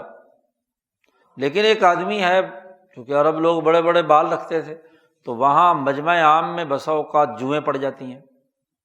جی، جیسا کہ کعب بن عجرہ رضی اللہ تعالیٰ عنہ، ہاں جی، نبی اکرم صلی اللہ علیہ وسلم نے ان کی حالت دیکھی کہ وہ احرام کی حالت میں ہیں، ہاں جی، مدینہ سے احرام باندھا ہوا ہے یہاں تک، تو 10-12-15 دن ہو گئے، مٹی اور برا حال ان کا، اور ان کے جسم میں جوئیں پڑ گئی، اور وہ جوئیں ان کے جسد سے، ہاں جی، ان کے چہرے پر، ہاں جی، آنکھ پہ داخل ہو رہی ہیں، ادھر سے آ رہی ہیں، ناک میں گھس رہی ہیں، ادھر ادھر۔ تو حضور صلی اللہ علیہ وسلم نے ان کی حالت دیکھی، تو حضور صلی اللہ علیہ وسلم نے ان سے پوچھا، کعب سے، کہ کیا تیرے یہ جو جانور تیرے جسم پر، چہرے پر پھر رہے ہیں، کیا تجھے تکلیف دے رہے ہیں؟ تو کعب نے کہا یا رسول اللہ بڑی تکلیف ہے، ہاں جی، اب نہ ان کو میں مار سکتا، نہ ان کو، ہاں جی، جھٹک سکتا، کیونکہ جھٹک دیا کہیں مر گئی تو پھر میرے اوپر، ہاں جی، دم واجب ہو جائے گا، تو بڑی تکلیف میں ہوں میں تو، اور پھر کھانا کھانے بیٹھے ہیں وہاں اس میں گر رہی ہیں، ادھر گر رہی ہیں، ادھر گر رہی ہیں۔ تو آپ صلی اللہ علیہ وسلم نے فرمایا کہ پھر ایسے کرو کہ تو اپنا سر منڈوا لے، کیونکہ جوؤں کا خاتمہ گنجے ٹینٹ کیے بغیر نہیں ہو سکتا، ہاں جی، جتنی مرضی نکال لو پھر بھی کہیں نہ کہیں سے پھر کوئی نہ کوئی رہ جاتی ہے، اور جیسے رہتی ہے تو انڈے بچے خوب دیتی ہے۔ تو آپ صلی اللہ علیہ وسلم نے فرمایا کہ تو حلق کرا لے، حالانکہ احرام کی حالت میں تھے، اور حلق کی چونکہ خلاف ورزی کی ہے تو نے احرام کی، تو پھر ایک ٹوکرا کھجوروں کا جو ہے نا وہ غریبوں میں تقسیم کر دینا، ہاں جی، چونکہ اب تکلیف کی حالت میں ہے، اذیت کی حالت میں ہے، تو اذیت کو دور کرنے کا راستہ تو ہونا چاہیے نا۔ اب یہ تو نہیں کہ جی قانون نافذ ہو گیا ہے، اب چاہے آدمی، تو باقی لوگ جن کو کوئی تکلیف نہیں ہے وہ تو ٹھیک ہے احرام کی حالت میں رہیں، لیکن وہ تکلیف ہے، اس کی تکلیف کو دور کرنے کا راستہ بھی تو بتانا ہے۔ تو اس کا راستہ یہی ہے کہ تم حلق کروا لو اور وہ تقسیم کر دو، یا اسی طریقے سے اگر مریض ہے تو قرآن حکیم نے اس کا راستہ نکالا ہے کہ فمن کان منکم مریضا او بہ اذی من رأسہ، جی، اگر کھانا کھلانے کے لیے کچھ نہیں ہے اور مریض بھی تھا، اب ایک آدمی کے پاس اتنی طاقت نہیں کہ ایک ٹوکرا کھجوروں کا خریدے اور غریبوں میں تقسیم کرے، تو پھر کیا ہے؟ تو پھر اللہ نے راستہ قرآن نے بتلا دیا کہ ففدیۃ، 3 دن روزے رکھو یہاں، یعنی احرام کے سے پہلے، ہاں جی، روزے رکھ لے 3 دن کے، جی، وہ جو سر منڈایا ہے اس نے اس تکلیف کی وجہ سے، اور 3 تو وہیں رکھنے ہیں حرم کے اندر، اور 7 روزے قرآن نے تفصیل بیان کی کہ جب تم گھر واپس لوٹ آؤ تو چونکہ حرم میں خلاف ورزی ہوئی ہے احرام کی، تو وہ 7 آ کر سبعۃ اذا رجعتم تلک عشرۃ کاملہ، پوری آیت نازل کی کہ 7 آ کر گھر میں رکھ لو، تاکہ یہ 10 دن کے روزے جو ہیں اس کا کفارہ ہو جائیں کہ جو تم نے ڈسپلن توڑا ہے۔ تو تکلیف اور اذیت کے وقت، جی، تو جو آدمی، ہاں جی، احرام کے محرمات سے اجتناب کرنے میں اسے تکلیف ہے تو اس کے لیے قرآن پاک نے بھی اور نبی اکرم صلی اللہ علیہ وسلم نے بھی اجازت دی۔ اور شاہ صاحب فرماتے ہیں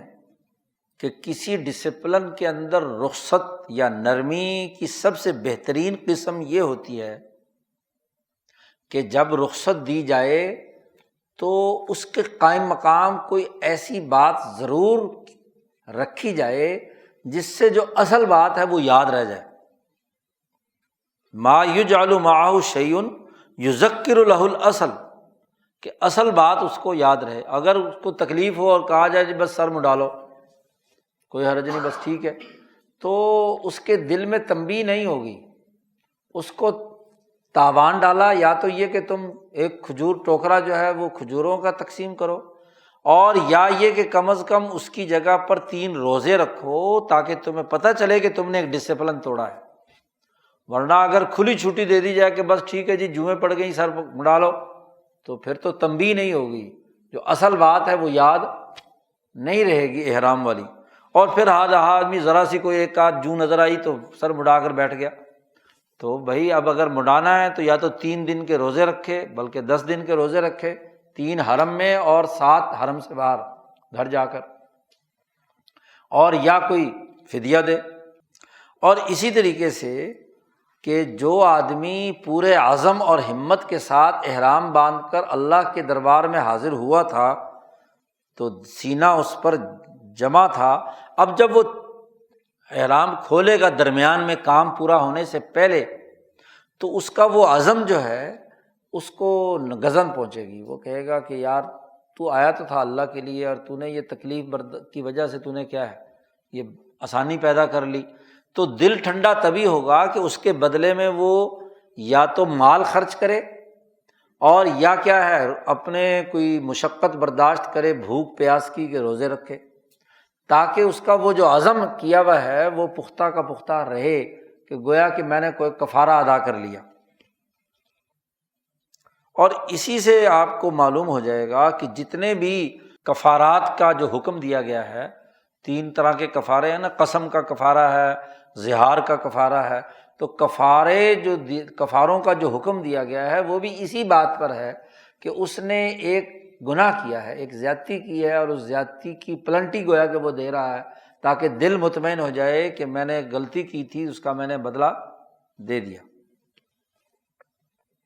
یہ تو وہ شکل ہے جب انسان احرام کی حالت میں بیمار ہو گیا اور اس نے احرام کی جو ممنوعات ہیں اس میں اس کو تنگی پیش ہو رہی ہے۔ دوسری شکل یہ ہے کہ ایک آدمی احرام باندھ کر حج کے لیے چلا گیا، اور وہاں احرام کی حالت میں داخل ہونے کے بعد اس کو عمرہ کرنے نہیں دیا گیا یا حج کرنے نہیں دیا گیا، جس کو اصطلاح میں احصار کہتے ہیں، روک دیا گیا۔ جیسے نبی اکرم صلی اللہ علیہ وسلم صلح حدیبیہ کے موقع پہ احرام باندھ کر آ گئے اور یہاں عمرہ نہیں کرنے دیا گیا آپ صلی اللہ علیہ وسلم کو، تو محصر بن گئے۔ یا جیسے آج کل ہو رہا ہے، ابھی ایک آج صاحب آئے ہوئے تھے، وہ کہہ رہے تھے کہ جی ایک پورے سال میں، یہ ابھی جو کرونا کا سال ہے، پاکستان سے 1000 آدمی بھی عمرے کے لیے نہیں گئے، اور جو گئے ہیں ان کے لیے اتنے سخت قوانین ہیں کہ جی جو یہاں سے احرام باندھ کر جدہ اتر بھی گیا تو جناب وہ ایک وہاں پہلے ٹیسٹ ہوگا، اگر جناب والا پازیٹیو آ گیا تو 5 دن 10 دن ہوٹل میں اپنے خرچے پر رہنا ہے جی، اور پھر وہاں سے نکل کا اگر نگیٹو ہو گیا تو پھر بھی جا کر ہوٹل میں ٹھہرنا ہے، مکہ میں بھی 5 دن تک۔ 5 دن کے قرنطینہ کے بعد پھر پولیس آئے گی، وہ 20 25 50 آدمیوں کا ایک گروپ بنائے گی اور چاروں طرف سے گھیرا ڈال کر حرم کے دروازے تک پہنچائے گی۔ 3 گھنٹے کا ٹائم ہوگا، 3 گھنٹے میں آپ عمرہ کریں، جو بھی کچھ کریں، حرم میں رہ سکتے ہیں۔ 3 گھنٹے کے بعد وہی دوبارہ اپنے حصار میں گنتی کر کے بندے اسی طرح لا کر ہوٹل میں بند کر دیں گے، اور پھر 5 دن ہوٹل میں پھر بند رہنا ہے۔ تو صرف 3 گھنٹے کے لیے مکہ میں، اور ویزا صرف 15 دن کا ہے، اور ایسے ہی وہاں بھی جا کر کیا مدینہ میں ایسے ہی ہونا ہے۔ تو اور اگر پازیٹیو آ گیا جدہ میں ہی تو احرام بندھا ہوا ہے، تو پھر 5 دن کے قرنطینہ کے بعد دوبارہ پھر آ گیا تو پھر اٹھا کر واپس بھیج دیں گے پاکستان احرام کے ساتھ ہی بندھے ہوئے، کیونکہ جدہ میں بغیر احرام کے تو داخل نہیں ہو سکتا، عمرے کیا بغیر ہی اس کو واپس بھیج دیں گے۔ تو احصار ہو گیا۔ تو احصار جو ہے جس کے بارے میں شاہ صاحب کہتے ہیں جیسے کہ کفار قریش حائل ہو گئے تھے نبی اکرم صلی اللہ علیہ وسلم اور بیت اللہ کے درمیان، تو آپ صلی اللہ علیہ وسلم نے اپنی قربانیاں وہیں پر ذبح کر دی تھی، حلق کیا تھا اور احرام سے باہر نکل آئے تھے۔ تو ظاہر ہے کہ یہ قانون اور طریقہ کار نبی اکرم صلی اللہ علیہ وسلم کی سنت کے طور پر جاری ہوا ہے، تو یہ بھی گویا کہ قانون سازی کا ایک حصہ ہے۔ 10ویں حدیث لائے ہیں کہ نبی اکرم صلی اللہ علیہ وسلم نے مکہ اور مدینہ دونوں کو حرم محترم قرار دیا ہے۔ مکہ مکرمہ تو ابراہیم علیہ السلام کے زمانے سے ہی حرم تھا، اور مدینہ منورہ کو خود نبی اکرم صلی اللہ علیہ وسلم نے اللہ سے دعا مانگی۔ تو اس کا راز یہ ہے کہ ہر چیز کی ایک عظمت ہوتی ہے، ہر شے کی ایک تعظیم ہے۔ تو مقامات اور جگہوں کی تعظیم یہ ہے کہ وہاں کوئی برا کام نہ کیا جائے، لا یتعرض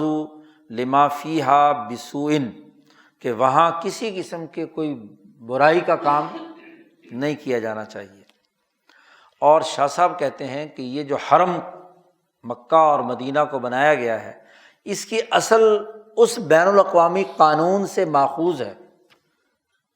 کہ جو بادشاہوں کی جی جو پروٹوکول ہوتا ہے بادشاہوں کی جو حما اور ان کا جو جی دائرہ کار ہوتا ہے اس سے، اور ان کے جو مقامات یا ان کے جو جی سرکاری چیزیں ہوتی ہیں، جگہ ہوتی ہیں، وہاں کے جو آداب اور قوانین اور ضابطے ہوتے ہیں، تو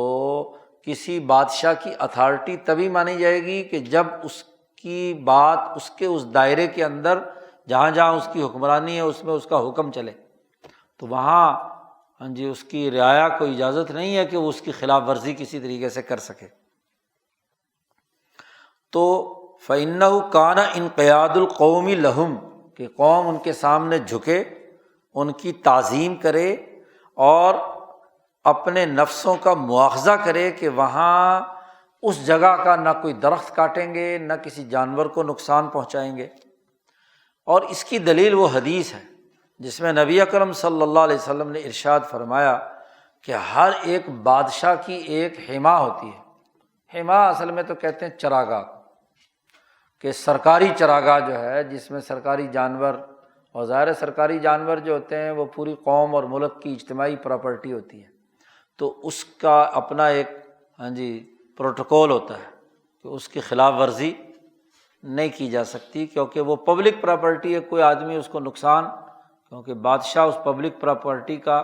نگران اور کسٹوڈین ہے، لہٰذا اس کی خلاف ورزی کوئی نہیں کر سکتا۔ تو جیسے کہ ہر بادشاہ کی ایک، نبی اکرم صلی اللہ علیہ وسلم نے فرمایا کہ ایک حما ہوتی ہے سرکاری، جی اس کا ایک دائرہ کار ہوتا ہے، ایسے ہی نبی اکرم صلی اللہ علیہ وسلم نے فرمایا کہ یہ مکہ مکرمہ یہ اللہ کا حما ہے، اللہ کا دائرہ ہے، حرم کی جو حدود مقرر کر دی گئی ہیں، تو ایسے ہی یہ بھی اللہ کی کیا ہے، حما ہے۔ اور اللہ کی یہ حما، اللہ نے جن جن چیزوں سے اللہ نے روک دیا ہے، محارمہ، تو جس جس چیز سے روک دیا ہے وہ اللہ کی حما ہے۔ جیسے زمین کی حما حرم ہے، ایسے ہی کچھ جی تعظیم کے جو دائرے ہوتے ہیں جن کا تعلق زبان سے ہے، جن کا تعلق جسمانی اعمال سے ہے، تو مثلاً زنا جو ہے وہ بھی اللہ کے حما میں سے ہے کہ اس کی اجازت انسانوں کے درمیان نہیں ہے۔ چوری کرنا، ڈاکہ ڈالنا، کسی کی بے عزتی کرنا، تہمت لگانا وغیرہ وغیرہ، غیبت کرنا، یہ سارے محارم ہیں، اور یہ گویا کہ اللہ کا پروٹوکول ہے جو اللہ نے جاری کر دیا۔ تو لوگوں میں یہ بات مشہور اور ان کے دلوں میں یہ بات بیٹھی ہوئی تھی اور ان کے دل کی گہرائیوں میں جڑ پکڑی ہوئی ہو۔ اور نبی اکرم صلی اللہ علیہ وسلم جب مدینہ منورہ گئے تو وہاں اللہ سے دعا مانگی کہ اے اللہ، کہ میرے جیسے ابراہیم کی دعا پر آپ نے مکہ کو محترم بنا دیا تھا، تو میں اے اللہ تجھ سے مانگتا ہوں کہ اس میرے مدینہ کو بھی کیا ہے، محترم بنا دے۔ ہاں جی، یہاں اس کے حرم کا بھی دائرہ بتلا دیا کہ دو جو حرتین ہیں مدینے کے دونوں طرف، ہاں جی، ان دونوں میں حتیٰ شرقیہ اور حرہ غربیہ، مغرب اور مشرق میں دو حرے، یعنی دو بلند چوٹیاں ہیں جو انتہائی گرمی کے اندر تپتی ہیں۔ کسی زمانے میں وہاں لاوا ابلتا رہا، وہاں نکیلے پہاڑ ہیں، وہاں سے آنا جانا بڑا مشکل ہے۔ تو مشرق اور مغرب میں جو مدینہ منورہ ہے اس کے دونوں طرف حرتین ہیں، اور جبل عیر اور دوسری طرف جبل احد، ان دونوں کے درمیان جو ہے نبی اکرم صلی اللہ علیہ وسلم نے فرمایا کہ یہ حرم نبوی ہے،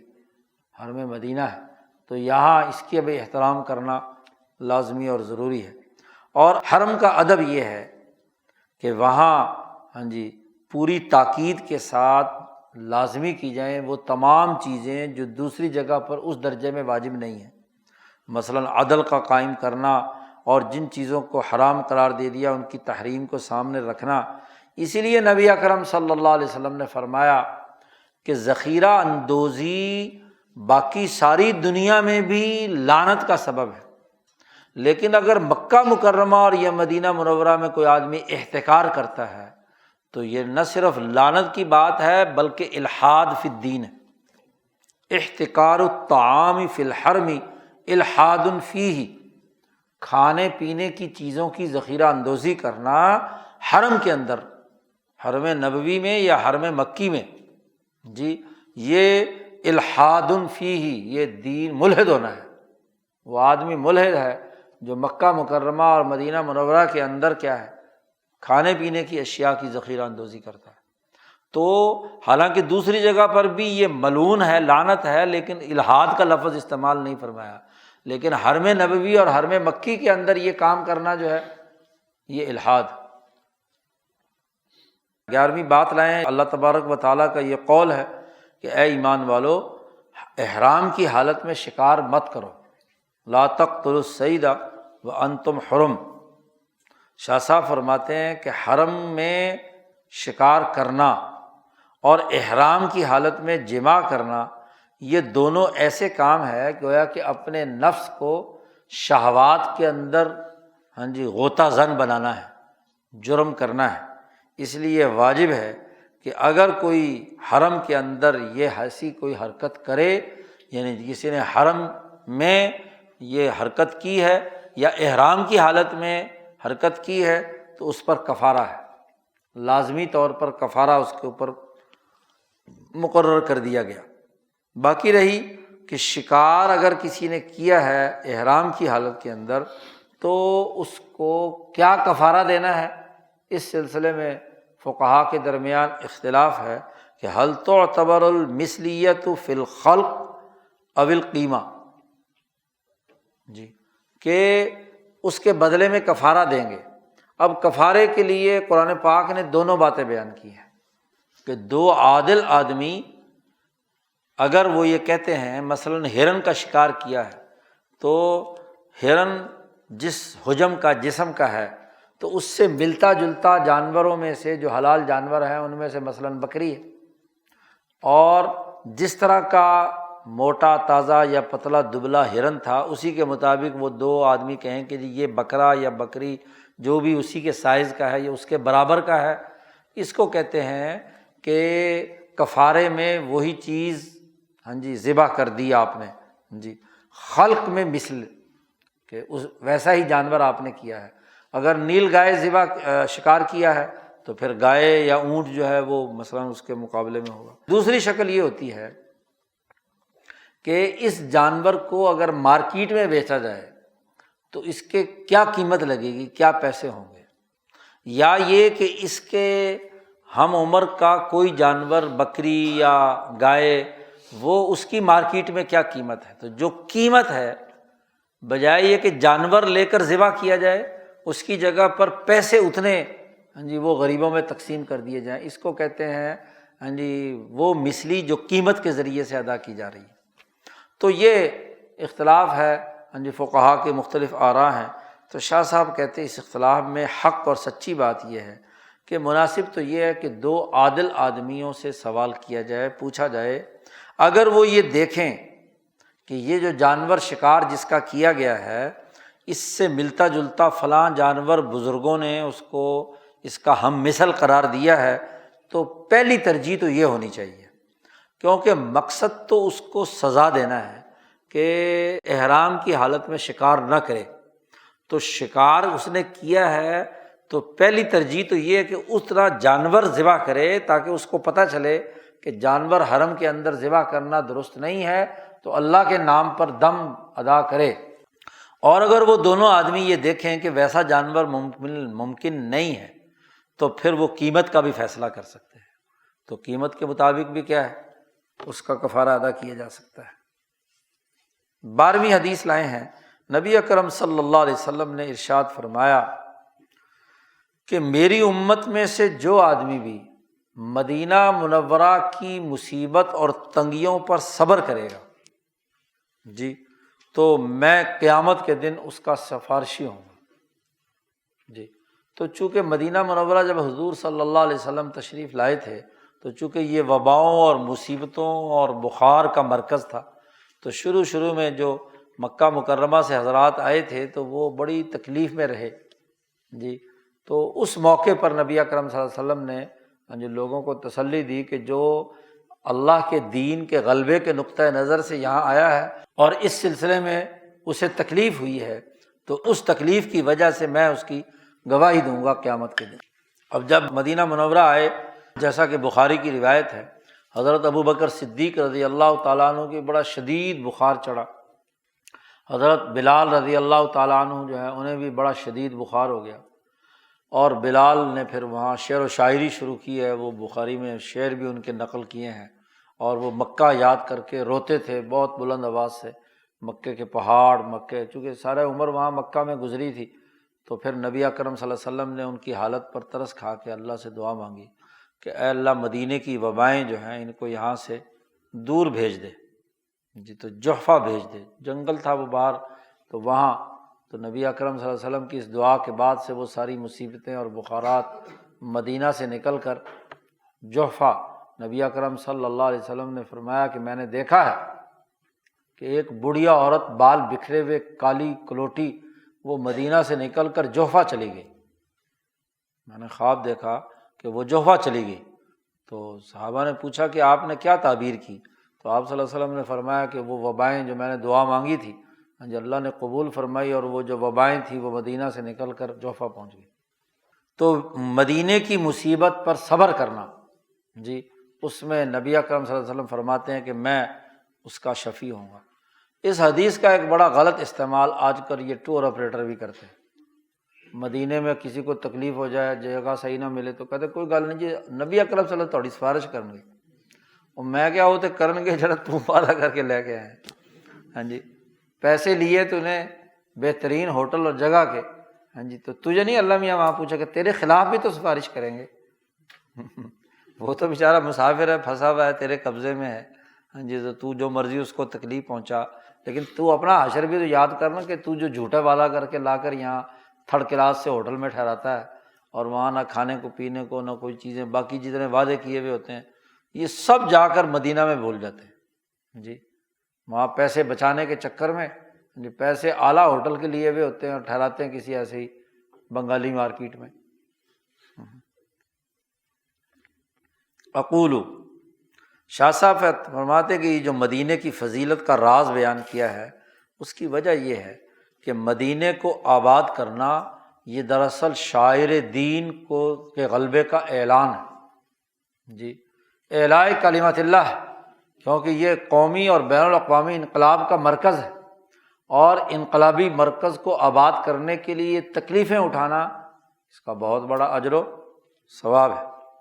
فحاظی فائدتن، اور یہ وہ فائدہ ہے جو پوری ملت اسلامیہ کی طرف لوٹنے والا ہے، جی تو جو ملت کے فائدے کی چیز ہوگی تو وہ تو نبی اکرم صلی اللہ علیہ وسلم ضرور اس اجتماعی فائدے کی وجہ سے اس کے سفارشی ہوں گے۔ اور پھر ان جگہوں پر حاضر ہونا اور اس مسجد کے اندر مسجد نبوی میں حاضر ہونا، وہاں اترنا، تو یہ یاد کرانے والی چیز ہے کہ نبی اکرم صلی اللہ علیہ وسلم نے جس کا یہاں تذکرہ کیا، کیونکہ جب وہاں آئے گا تو نبی اکرم صلی اللہ علیہ وسلم یاد آئیں گے، تو آپ صلی اللہ علیہ وسلم یاد آئیں گے، تو آپ صلی اللہ علیہ وسلم اس کے لیے کیا ہے سفارش کریں گے۔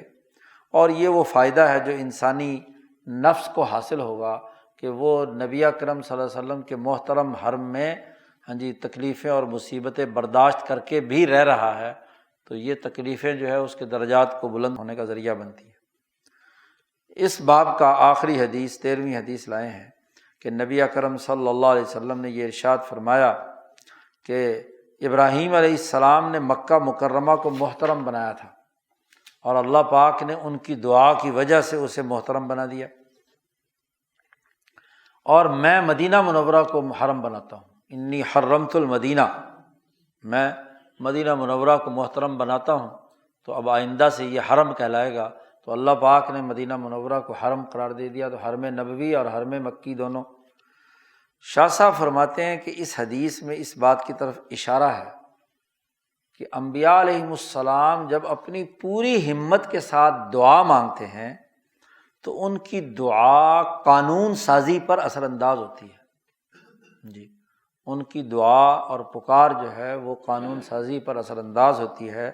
دعائے نبی جو ہے جو پوری ہمت کے ساتھ مانگے اور پختہ عزم کے ساتھ مانگے، اس کا بڑا دخل ہے اوقات اور دائرہ کار مقرر کرنے کے سے متعلق جو احکامات نازل ہوتے ہیں ان میں، کیونکہ نبی کی پسند ناپسند اور نبی کی دعا اور عدم دعا جو ہے وہ اثر انداز ہوتی ہے قانون سازی پر۔ تو یہاں نبی اکرم صلی اللہ علیہ وسلم نے پوری ہمت سے دعا مانگی، تو اس دعا کے نتیجے میں مدینہ حرم نبوی بنا دیا۔ جیسا کہ نبی اکرم صلی اللہ علیہ وسلم ہی کی ہمت اور دعا تھی کہ فولی وجہ کا شطر المسجد الحرام، ہم نے آپ کو دیکھا، قد نرا تقلبا، ہم نے دیکھا کہ آپ کا چہرہ بار بار مکہ مکرمہ کی طرف منتقل ہو رہا ہے، تو آپ کی قلبی توجہ جو ہے وہ بیت اللہ الحرام کی طرف ہے، تو اس لیے ہم نے حکم دے دیا کہ ولی وجہ کا شطر المسجد الحرام۔ تو آپ صلی اللہ علیہ وسلم کی چاہت اور آپ کی دعا جی قانون سازی کے اندر بڑا اثر انداز ہوتی ہے۔ تو یہ آخری حدیث لا کر شاہ صاحب نے حج سے متعلق امور یہاں مکمل کر دیے۔ جی یہاں تک ہماری یہ بات مکمل ہو گئی۔ چلو دعا مانگ لو۔ اللہ